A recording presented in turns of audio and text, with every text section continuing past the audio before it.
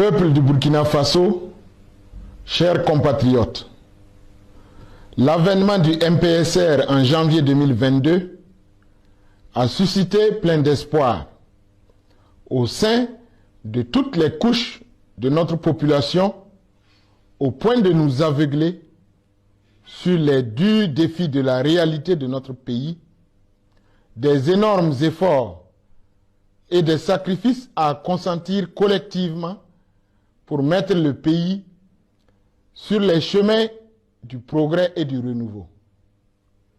Après 8 mois de bataille sur les sentiers de la sauvegarde du territoire, de la refondation, les événements dramatiques de Gaskindé du 26 septembre 2022 ont servi de ferment à renforcer les incompréhensions, les tensions, les critiques au sein des populations, mais aussi au sein des forces, au lieu d'être un moment de deuil, d'introspection, d'autocritique, de diagnostic véritable de l'amère réalité de la lutte contre l'insécurité.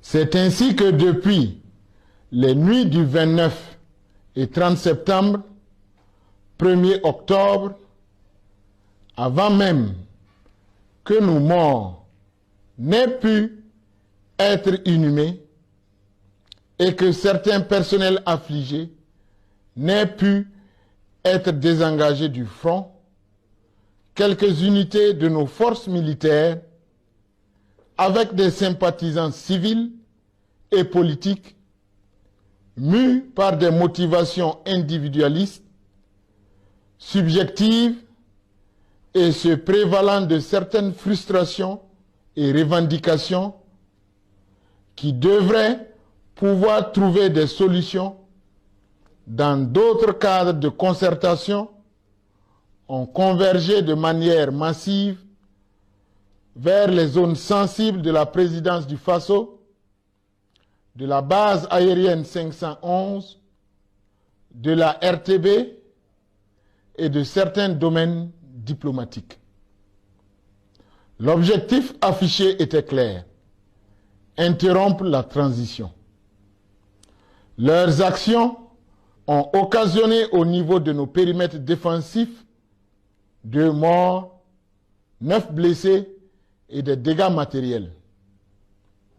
Après des efforts de dialogue, de concertation, devant les risques de division et de fracture au sein de notre armée, et considérant les motivations profondes de l'avènement du MPSR et l'intérêt supérieur du Burkina Faso, en toute conscience et en pleine responsabilité, j'ai renoncé pour compter de ce jour, 2 octobre, à ma fonction de chef de l'État, de président de la transition, après un dialogue avec les autorités coutumières et religieuses, avec le capitaine Ibrahim Traoré et avec le président en exercice de la CEDEAO, sur la base de 7 points d'accord.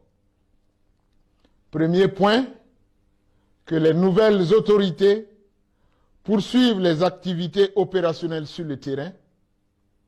Deuxième point, que les nouvelles autorités garantissent la sécurité et la non-poursuite des FDS engagés à mes côtés.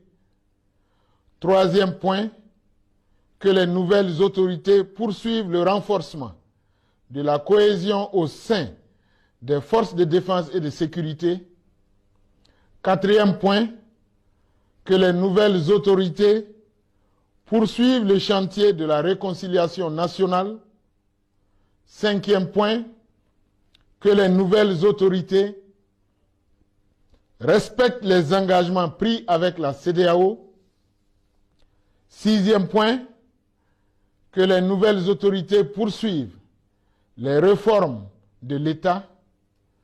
Septième point, que les nouvelles autorités garantissent ma sécurité, mes droits ainsi que ceux de mes collaborateurs et de ma famille.